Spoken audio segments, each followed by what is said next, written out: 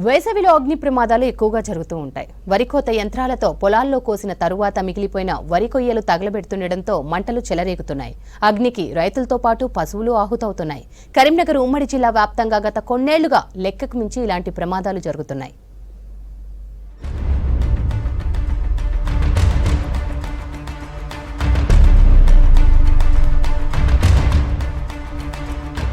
ఏటా వేసవిలో ఉమ్మడి కరీంనగర్ జిల్లాలోని హుజూరాబాద్, జమ్మికుంట ప్రాంతాలతో పాటు జిల్లా కేంద్రంలో అగ్ని ప్రమాదాలు జరుగుతుంటాయి. వరి కొయ్యలు తగలబెట్టే సమయంలో జరుగుతున్న ప్రమాదాలు తీవ్ర విషాదాన్ని మిగులుస్తున్నాయి.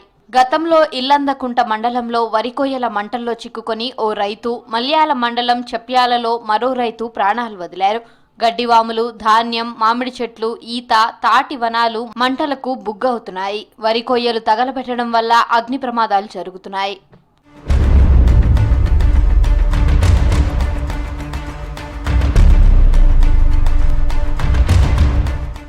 వరి పైరు కోసిన తర్వాత మిగిలిన వరి కొయ్యలకు, చెత్తకు రైతులు నిప్పు పెట్టడం పెను ప్రమాదాలకు దారితీస్తున్నాయి. వ్యవసాయ అధికారులు వద్దని హెచ్చరించినా రైతులు ఆగడం లేదు. తమ పొలాలకు నిప్పు పెట్టడంతో అది కాస్త పక్కనున్న పొలాలకు, తోటలకు వ్యాపించి ఆస్తి, ప్రాణ నష్టం జరిగే ప్రమాదాలు ఏర్పడుతున్నాయి. జగిత్యాల జిల్లా కోరుట్ల నియోజకవర్గంలోని గ్రామాల్లో ఈ మధ్య తరచూ వరి పొలాల్లో పెట్టిన మంటల వల్ల గీత కార్మికుల జీవనాధారమైన ఈత, తాటి చెట్లు కాలి బూడిదైపోయాయి. కొందరి రైతుల వ్యవసాయ బావులకు అమర్చిన మోటార్లు, వాటి వైర్లు, నీరు పారించడానికి అమర్చుకున్న ప్లాస్టిక్ పైపులు కాలిపోయి నష్టం ఏర్పడింది.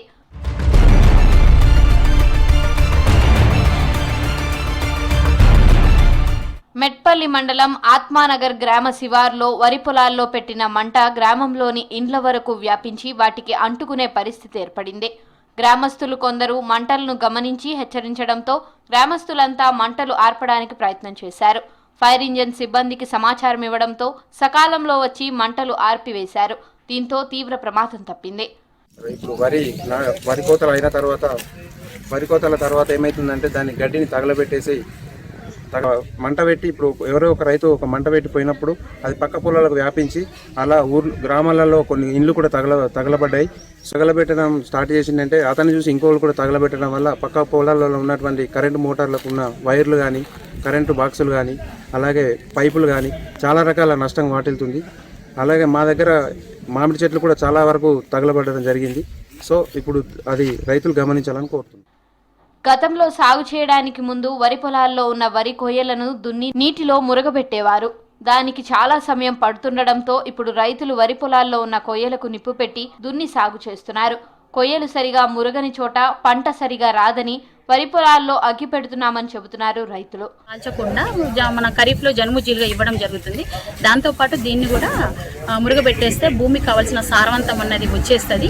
మొక్కకు కావాల్సిన పోషకాలన్నీ కూడా లభించడం జరుగుతున్నది.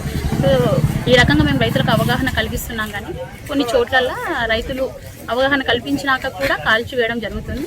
ఇలా చేయకుండా భూమిని మన గడ్డిని అందులోనే మురగబెట్టే ప్రయత్నం చేస్తే బాగుంటుందని రైతులకు విజ్ఞప్తి చేస్తున్నాం. వరి పొలాల్లో కొయ్యలకు అగ్గిపెట్టడం వలన భూసారం తగ్గిపోవడంతో పాటు భూమిలో సహజంగా ఉండే మంచి బ్యాక్టీరియా చనిపోయి పంట నష్టం జరుగుతుందంటున్నారు వ్యవసాయ శాఖ అధికారులు. పొగతో కాలుష్యం ఏర్పడి శ్వాసకోశ సంబంధిత వ్యాధులు వస్తాయంటున్నారు. రైతులకు జిలుగు విత్తనాలను సరఫరా చేస్తున్నామని, వరి పొలాల్లో జిలుగుతో పాటు వరి కొయ్యలను మురగబెడితే మంచి పంటలు పండుతాయని చెబుతున్నారు. మోటార్లు చాలు చేసి చాలా మంది బిందెలతో నీళ్లు పోసి ఆర్పడం జరిగింది. నిద్రమప్పులు లేచినాము, ఎవరు ఒకరిద్దరు లేచి మొత్తుకునడం, కేకలు వేయడం వలన అందరు లేచిండ్రు. ఆ పండుకొని ఉంటే మాత్రం చాలా నష్టం జరిగేది గ్రామానికి. ఇవాళ ఎట్లా అవుతుండే, ఎట్టి పరిస్థితుల్లో ఎక్కడ ఉంటుండే, ఉండటానికి ఇల్లు లేకుండా అవుతుండే. ఒక్కొక్కరికి పొలాలు కోసిన వెంటనే గడ్డిని కాల్చకుండా ముందే నీళ్ళేసి దున్ని పెట్టుకుంటే బాగుంటుండే.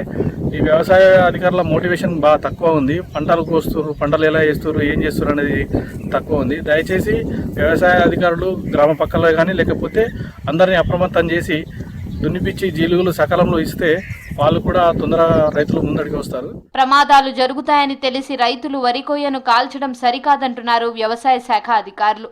ఇలాంటివి జరగకుండా వ్యవసాయ అధికారులు రైతులకు సరైన అవగాహన కల్పించాలంటున్నారు గ్రామస్తులు.